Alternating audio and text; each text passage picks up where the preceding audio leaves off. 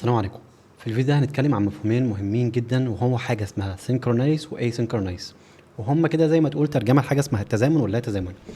الفكره منها ببساطه ان السكريبت بتاعي بيشتغل بطريقه من اتنين، يا اما ان هو بيعدي على الكود بتاعي بالشكل ده، وبعدين بيجي عند حته معينه نلاقي ان في ايفنت فيقف، لان الايفنت ده هياخد وقت. على سبيل المثال الفور لوب ده هياخد 5 ثواني، فهو بيقف هنا يخلص المهمه بتاعته وبعدين يكمل السكريبت. دي حاجه اسمها سينكرونايز. ده كده بيشتغل بشكل متزامن، الكود كله بيشتغل مره واحده. الاسينكرونايز معناها ان هو يخلص التاسك بتاعه وبعد كده يرجع لي النتيجه اللي انا عايزها. مثال بسيط جدا لفكره الاسينكرونايز هي فكره السيت تايم اوت اللي احنا اتكلمنا عنها. لو رحنا هنا شغلنا الكود اللي احنا عاملينه بالشكل ده، هنفتح هنا الكونسول وهنقول له هنا خلونا نمسح كل الكلام ده، مش محتاجينه علشان نركز بس على الفكره بتاعتنا. انا هقول له ان هو يعمل لي لوب طالما ان الاي اقل من 5 وهتبدا من الصفر، وهطبع الاي دي كونسول دوت لوج. هقول له اي. اللي هو بيعمله ان هو راح هنا عمل 0 1 2 3 4 الطبيعي. لو جينا هنا استخدمت set time out وقلت له هنا ان انا هعمل فانكشن معينه ويعملها لي بعد ثانيتين، اللي هيحصل بكل بساطه، او خلينا نقول 3 ثواني، اللي هيحصل بكل بساطه ان السكريبت لما بيجي هنا مش هيقف يستنى ان ال3 ثواني دول يخلصوا وبعد كده يكمل السكريبت. لا، هو هيمشي هيلاقي ان ده بيقول له بعد 3 ثواني هبعت لك الرد.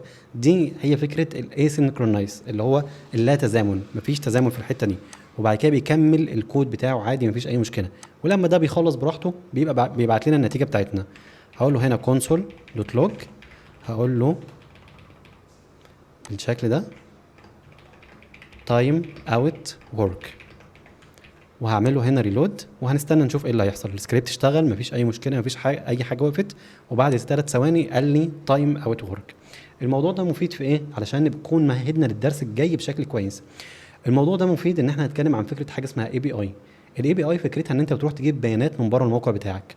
انت بتبعت هنا ريكويست لموقع تاني تقول له ان انت عايز داتا معينه، عقبال ما بيشتغل الكود ويبعت ريكويست وياخد وقت وبيستلم حاجه اسمها ريسبونس، ده بياخد وقت. فعقبال ما الحاجه دي ترجع لك بتاخد وقت. وخلونا نتكلم عن الفكره دي بشكل احسن. لو بصينا للرسمه اللي قدامنا دلوقتي، فالموضوع ده هو اللي بيتم في العالم الحقيقي. لما عملنا هنا فكره التو دو ليست وانا بروح اسيف هنا في التو دو ليست، اللي بيحصل في العالم الحقيقي ان انا بروح ابعت البيانات دي للباك اند.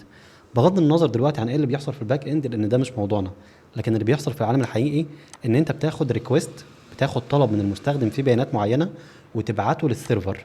السيرفر ده بيعالج البيانات، يا اما ان هو بيحفظ البيانات دي، يا اما ان هو بيرجع لك بيانات معينه. على سبيل المثال هنقول ان انا عايز اجيب الداتا بتاعت التو دو ليست، انت بتبعت طلب للسيرفر تقول له هات لي الداتا بتاعت التو دو ليست. اللي بيحصل ان الموضوع ده بياخد وقت عقبال ما يرجع لك، فالسكريبت هنا ملوش دعوه بالكلام ده. احنا في الفيديو اللي جاي هنفهم ازاي نعمل حاجه زي دي. لكن الفكره ان هو لو انت كتبت الكود اللي احنا هنشوفه مع بعض اللي هو بيعمل الحاجه دي، السكريبت بتاعك ما بيقفش علشان يعمل الحاجه دي، لكن هو بيكمل شغله عادي جدا. وهنا بياخد حاجه زي وعد، ودي هنتكلم عنها فكره البروميس، ان هو بياخد وعد ان ده وقت ما يخلص هيديله البيانات بتاعته. الفكره ان انت بتبعت ريكويست للسيرفر وبيبعت لك رد. الرد ده بيكون حاجه من الاثنين، يا اما ان هو رد فاشل بمعنى ان حصلت مشكله في مكان ما، او ان الطلب بتاعك مش صحيح، يا اما ان هو طلب ناجح بمعنى ان الطلب نجح فبناء عليها هنعمل حاجه معينه. الكلام ده هنفهمه بشكل بسيط بشكل كويس جدا. لكن اللي احنا عايزين نطلع فاهمينه من الدرس ده ان في حاجه اسمها اي سينكرونايز وفي حاجه اسمها سينكرونايز. سينكرونايز معناها ان الكود بيشتغل لاين باي لاين، بيخلص السطر ده بيخش على بعضه، بيخلص السطر ده بيخش على بعضه، وكل سطر بينفذ المهمه بتاعته. لكن الاسينكرونايز هو بياخد وعد من الحاجه اللي انت عملتها، لما بيجي عند ده يقول له انا 3 ثواني وهرجع لك بالرد بتاعك. لما نعمل العمليه دي هيقول له وقت ما اخلص واشوف بقى انا العمليه دي فشلت ولا نجحت، برجع لك بالرد بتاعك. الكلام دلوقتي بشكل نظري نوعا ما، في الفيديو الجاي ان شاء الله هيبان بشكل احسن وهنعمل تطبيق عملي على الكلام ده. لكن انا مهم بالنسبه لي ان الفكره دي تكون واضحه، وفكره السينكرونايز والاسينكرونايز تكون واضحه. فنكمل في الفيديو الجاي ان شاء الله.